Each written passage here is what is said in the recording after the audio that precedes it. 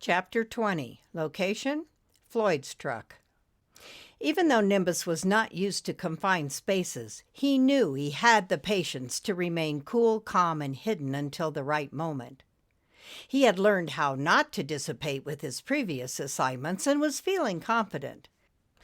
Yet he tried not to think about the long hours of the trip ahead as he hovered above the big moving van parked out front of a rambling ranch. As Floyd finished up with his paperwork with the Andersons and their household goods and dismissed his helpers to be on their way, Nimbus floated in unnoticed through the open window of the driver's side. Checking out the back compartment of the spacious cab, he saw the little refrigerator, the coffee pot, and the couch that made into a bed. It was like a mini motel. Floyd shook hands with Mr. Anderson at the front door and walked slowly across the lawn, rubbing his chest. As he pulled himself up into the driver's seat, he let out a huge sigh, stuffing the papers back into the Andersons' folder. Nimbus spread out thin and got comfortable. Floyd had been a successful long-distance driver for many years, but his profession was hard on relationships, and he had 2 divorces to prove it. Most of the truck drivers, who were still logging in miles by the thousands, were a special breed of loners. Many of the old-timers still used CB radios to communicate with each other, since cell phones were more frustrating than helpful. Floyd liked being in the CB world. Each operator had a call name that gave them identity. Floyd's call name was Lone Star. He had always worked as an independent, not wanting to work for any one company. He would pick up shipments here and there, transporting goods from one state to another for different companies. He was still driving his 1988 18-wheeler, Old Betsy. He liked the old-fashioned cab that he slept in. However, Old Betsy was starting to develop some valve trouble, and he was thinking it was time for her to retire. In fact, Floyd decided that this trip to Milwaukee was going to be his last for a while, or maybe forever. He, too, had developed valve trouble and was going in for heart surgery when he finished. The doctor tried to talk him out of taking the trip to Milwaukee, but Floyd needed to keep working because insurance policies were getting complicated and their rates were continuing to go up. Besides, he wanted to see his son. He had put off retirement for 10 years. He was the type that needed to stay busy and not rot away on some couch watching TV. Nor could he see himself greeting customers at the door with a shopping cart. No offense to them, but to him, that would feel like a slow burn over a hot fire, with the flames tickling his dying soul. Besides, he also wanted to see his grandson. Nimbus was able to acclimate after an hour on the road. The music helped. Floyd was listening to a country western station and singing. As long as Floyd kept the windows partially down and opened the refrigerator door every hour or so to get a beverage, Nimbus was fine. In fact, even though there was a partition between Nimbus and Floyd, both seemed to be comfortable and content with one another's unknown company. Floyd finished his soda around the same time that he saw a young man waving his arms at the side of the road about 200 yards away. He looked like a mirage standing on a shimmering pavement. As Floyd pulled down his visor for the glare, he got an instant twinge to pass this hitchhiker by. But when he saw the young man's small backpack and noted his age, the sound of the 18-wheeler engine rattled like a machine gun and slowed to a stop. He rolled down his window the rest of the way as the young man jogged to catch up to the semi. He pulled himself up on the running boards of Floyd's truck. "Where are you headed?" Floyd asked. "Pella, near Des Moines. Can I get a ride?" The boy couldn't have been more than 16. He was skinny and dirty and had those long, twisted, straw-colored hair clumps that made Floyd scowl. "I guess I could use the company. Climb aboard." "Right, Captain," the young man said. He ran around and jerked open the passenger door, grabbed his pants and the support bar, and hoisted himself up. He jumped into the seat, pulled off his tattered denim backpack, and tossed it to the floor. "What are those?" Floyd asked, pointing to his hair. "Skull earrings, solid silver, man. Just got 'em." "Not those. I know what earrings are. Your hair, or what's left of it." "Oh, those. Those are dreads, man." "Dreads, huh? They're dreadful, all right." Floyd wrinkled up his face, squinting harder than the sun coming into the cab. "How in the hell did your hair get like that?" The boy didn't reply, but stared at Floyd. Floyd pulled off his sweat-stained baseball cap, exposing his shiny bald head. "Do you want to look like this someday, son? If you don't start taking care of that hair of yours, you sure as hell will. What the hell is the matter with you?" Floyd suddenly realized he was preaching like he used to talk to his own son. He decided to save his breath. Mr. Dreadful appeared to have checked out anyway. Floyd popped his hat back on his head and pushed in the clutch, working the shift bar into gear. The kid just stared at Floyd, then said nonchalantly, "My name is Jerry." "Floyd," he answered. A loud hiss from the released air brakes and the rattle of the engine broke the tension. Jerry kicked his rucksack away from his feet. "Thanks for the ride, man. It was getting really hot out there." "Yeah, well, this heat has been building all summer, and of course August would be the hottest. No doubt about that. So roll up the window and I'll turn on the air," Floyd said, going through the rest of the gears, getting the rig up to speed. "What's in Pella?" "Well, my girlfriend lives there," he said, cranking the window. "I'm trying to stop her from making the mistake of her life by marrying this douchebag." "Well, how old is she?" 21. "Ha! Isn't she a bit old for you, son?" "How old do you think I am?" 16. "Yeah, right. I'm 20. "Get out. Must be that hair that makes you look like a kid." Floyd couldn't let it rest. "So, when's the wedding?" "Saturday. I still have time to win her back. We had this falling out a while ago. Then I found out that she was getting married." Jerry sat back and got comfortable. "I know she don't want to marry this loser. I think she just wants me to come rescue her." Nimbus tried to listen to the conversation, but kept dozing off. He was relieved when Floyd turned on the air conditioning. He drifted up to the upper left corner behind the driver's seat partition and reminisced about Esmeralda and Taylor.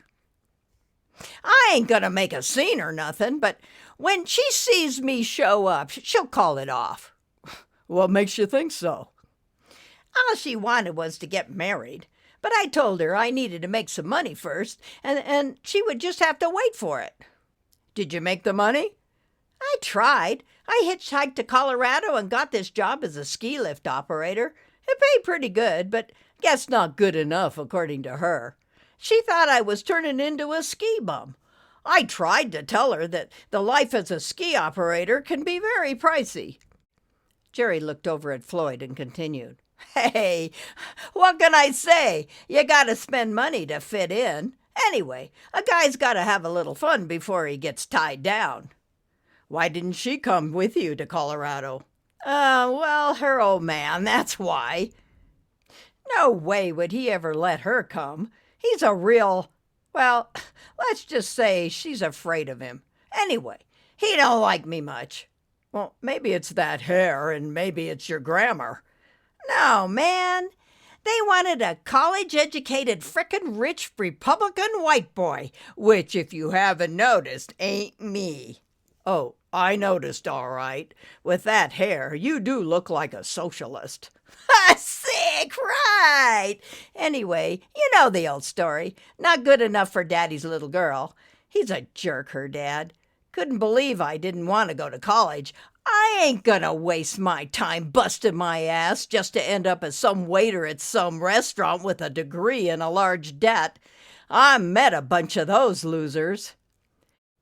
Floyd found his sunglasses in one of the door pockets and slid them on. "Now, if you join the service, there are all sorts of programs for the homeless. You are an American citizen, right?" "Ah, man, you're just as distorted as Sarah's old man." Well, it's my age, Jerry. You put that with that dreadful hair, those spooky earrings, dirty fingernails, not to mention your poor grammar. Well, you can't blame me for feeling the way her dad feels, with or without you being homeless. And then you tell me you are going to break up some wedding plans? What the hell's the matter with you, boy? She don't love him, and I'm telling you, she loves me. Do you plan to marry her? No way, but you'll want me over that phony. How so? She met this dude in college after I left. I call him Des Moines.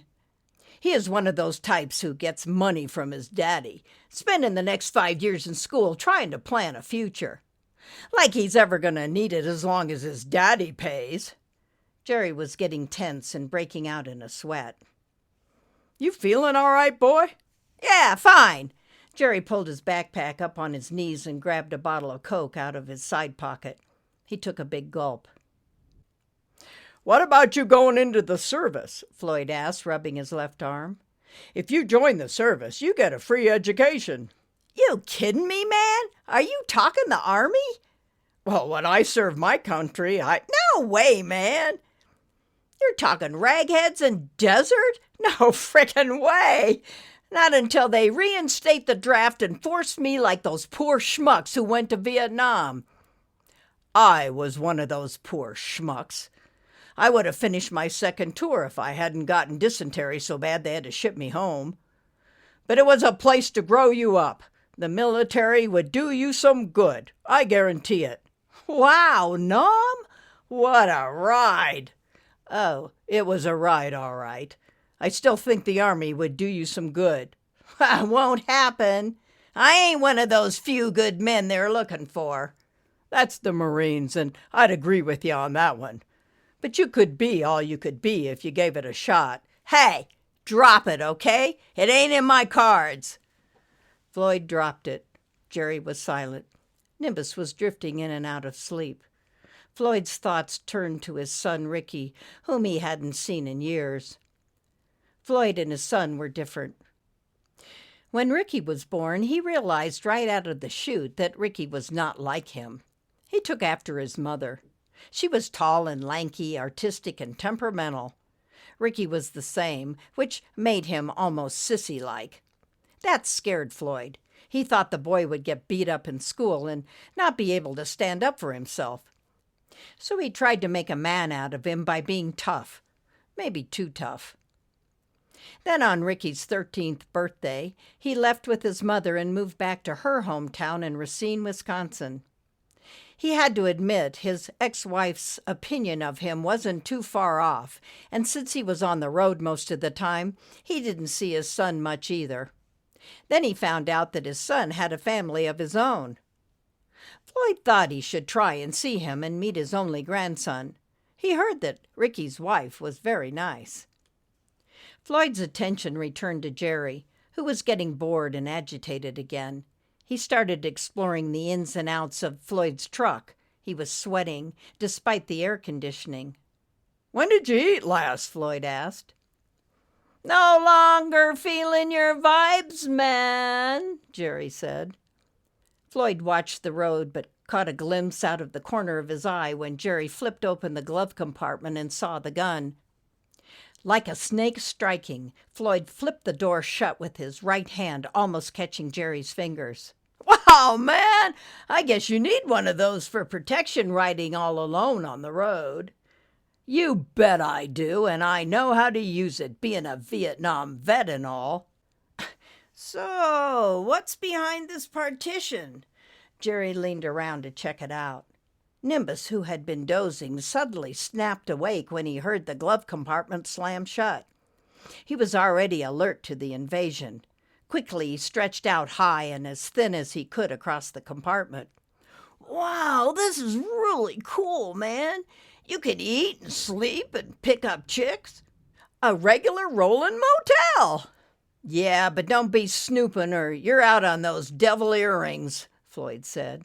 He was planning on putting the kid out at the next gas stop anyway.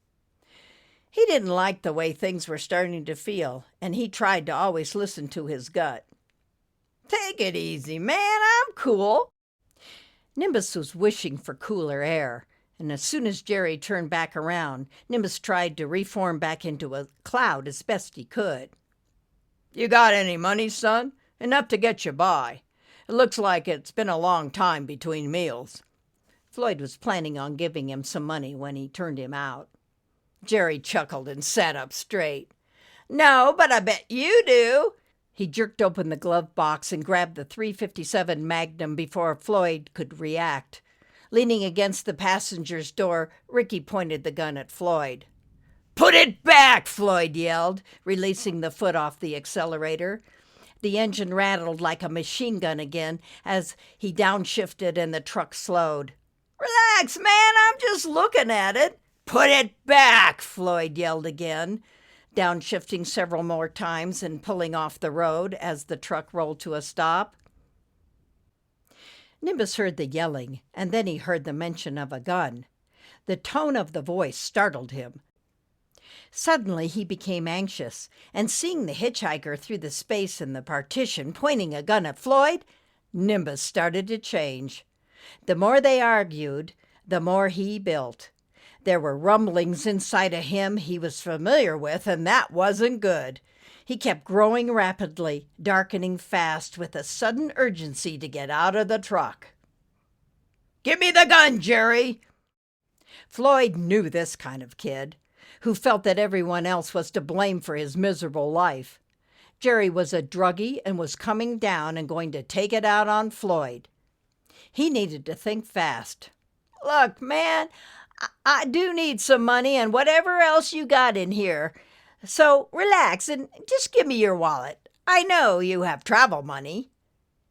"I only use company credit cards. I doubt I have more than $30 on me, but you're sure welcome to it." Floyd knew to stay calm and friendly. Nimbus was trying desperately to contain himself, squeezing with all of his might to keep from exploding and flooding the cab. But he was filling the whole compartment with darkness. "Come on, you old fart. You've got more than that," Jerry said, sweating and shaking profusely. He waved the gun at Floyd. "Give me your frickin' wallet now." Then he saw Nimbus. Nimbus flashed like an old-fashioned camera from the 40s. Then a loud crack sounded immediately after the flash.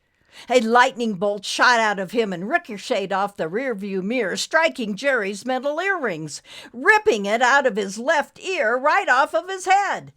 Jerry screamed, dropped the gun, and manhandled the lever to open the passenger door. Grabbing his backpack, he jumped from the truck. He took off running across the desert with blood streaming out of him like red ribbons flying in the breeze. Floyd, thinking Jerry had shot him with a gun, was out of the cab and under the truck before he knew what had happened. The lightning traveled through the cab, acting like the ball of a pinball machine. It bounced off the refrigerator, shattered the coffee pot, struck the metal rim of the front windshield, ricocheted off the rearview mirror before finally releasing its charge out through the back of the van.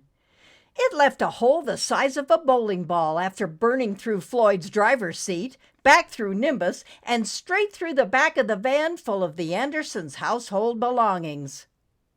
Under extreme pressure, Nimbus shot out through that hole in the truck, suddenly catching up with Jerry. He thundered and flashed and poured all over him until he was empty. Jerry kept running, screaming, flailing his arms and backpack as if a swarm of killer bees were chasing him. Nimbus returned to the truck. Is that right? Yeah. Okay, good. I liked it a lot. Because Yeah, that's not how I ever rehearsed it. I liked it. Okay, good. Yeah. Floyd thought he should try and see him and meet his only grandson. He heard that Fricky's wife, Fricky's was a tattoo artist too.